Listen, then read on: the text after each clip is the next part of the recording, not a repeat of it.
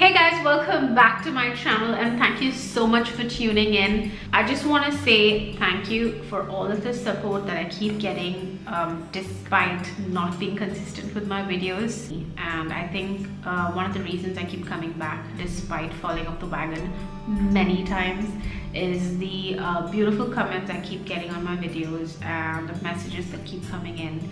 And I really feel so grateful for that love.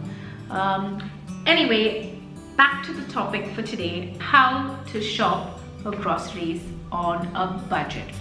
And if you are a person who's following a monthly budget and a monthly savings plan, you will know how important it is to keep a track of your groceries and your purchases. Grocery is one of the main items that contribute to our monthly expenses, and if we don't purchase them intentionally, they're gonna end up in the bin.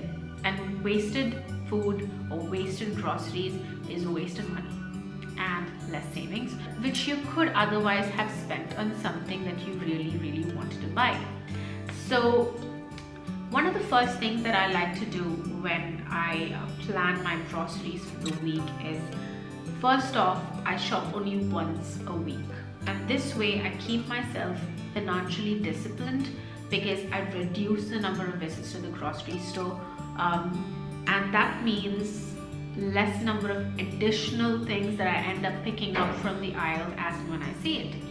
And number two is keeping and sticking to a purchase a week, that is a single purchase for groceries in a week. Your shopping is more intentional and more clear. You know what you want, you go in, you get what you want, and you come out, and you don't end up spending money on additional things that you don't need. So first things first is plan your weekly meals. Decide what you're gonna have throughout the week for breakfast, lunch and dinner, and this way you know what you need.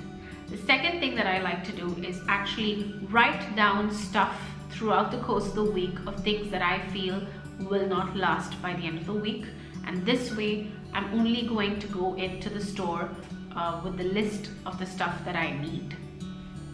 So this is something that I like to do. It keeps me organized and keeps my shopping list less tedious because I'm not scampering at the end of the week, running into my cabinets and checking my fridge, looking for stuff that I need to buy. So I have a few tips that I personally follow. The very first thing that I do is always I buy local produce. And when I mean local produce, be it fresh fruits and vegetables, for two reasons. One is you know that they're fresh and they didn't spend a lot of time sitting in a truck getting transported to my shopping basket.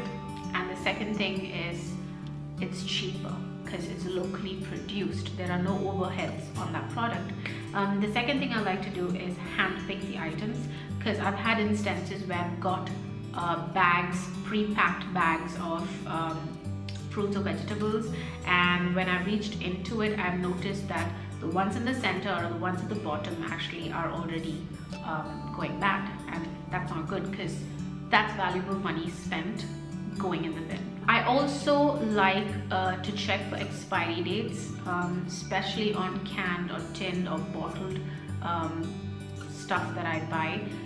They're very important because what you always find on the shelves, especially the ones in front, are ones that are closing in on their expiry date, and the ones behind are most likely having a longer shelf life. And I take that extra effort to reach out to the back and pull out the bottles or the jars that have a longer shelf life, because I don't want to get pushed into using something I don't need just because it's going to get expired in a couple of months.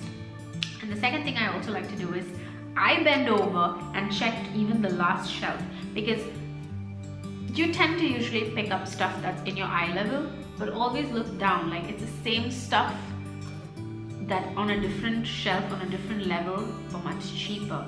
So that's two things there, two advantages. One is you're getting the same product for a better price, and secondly, you're getting some exercise. Check the price per ounce, per pound, or per kg.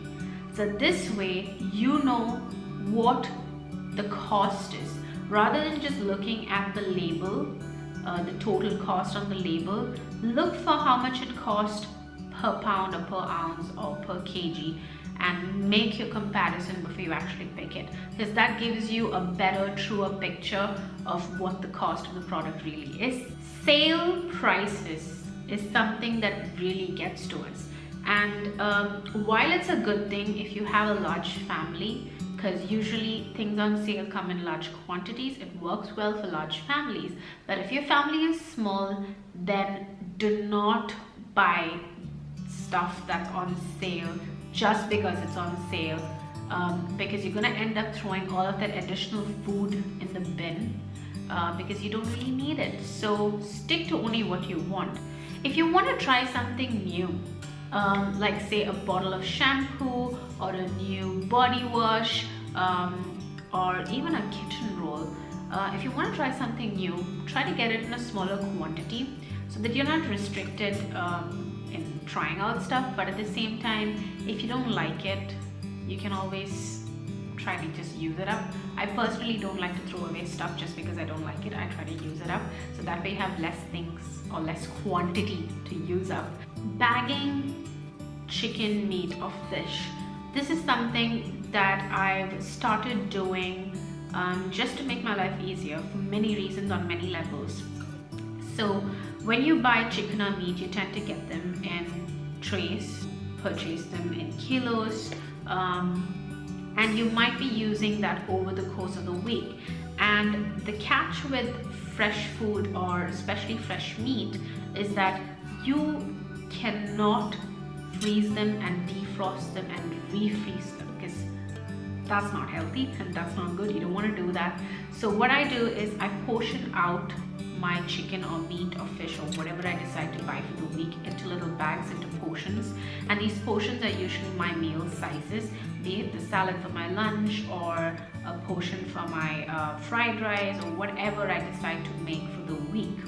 And this way I only need to defrost what I need for that meal, rather than defrost the entire tray of chicken and then refreeze them. Bagging chicken, meat or fish is a great idea. It saves time, it saves money, and also keeps you organized. First in, first out is something that I love to do, and it keeps me organized. It keeps my shelf in my kitchen organized.